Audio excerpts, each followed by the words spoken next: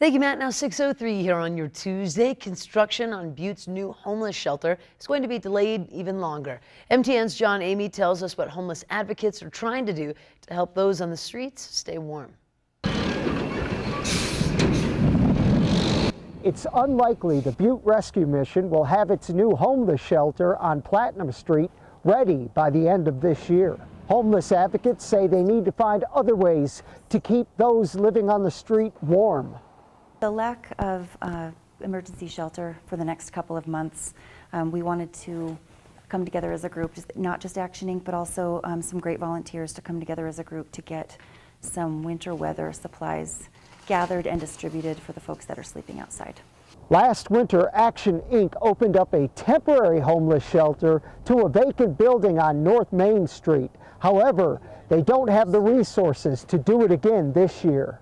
We didn't want to see people die on the street, and this year we don't have the resources or the staff to take on that effort. So we're trying to handle it a little differently by increasing the diversion effort and having more case management to be able to also do more housing, more rapid rehousing.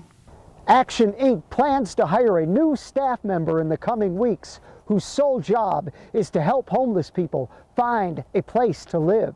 To maybe divert them to another family member and to try to create that linkage. Or if they are already homeless, it's to get them to a warm, safe place, and in some cases that means bridge housing like motel vouchers or gas cards or bus tickets to get somewhere warm.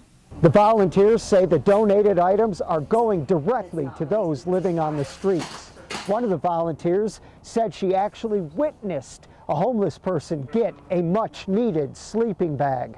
A man came in and he had been sleeping under a bridge for a while, and so he just wanted like a sweater or something, and they were just like, well, we've got the sleeping bag. And when he saw the brand, he started crying.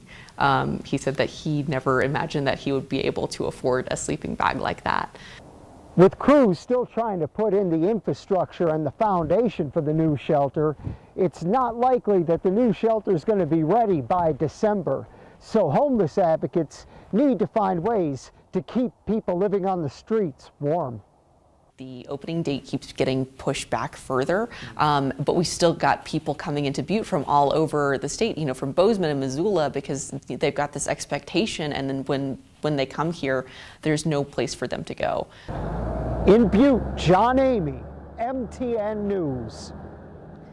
Now, Action Inc. estimates that there are currently more than 50 people in Butte that have no other place to live except on the streets.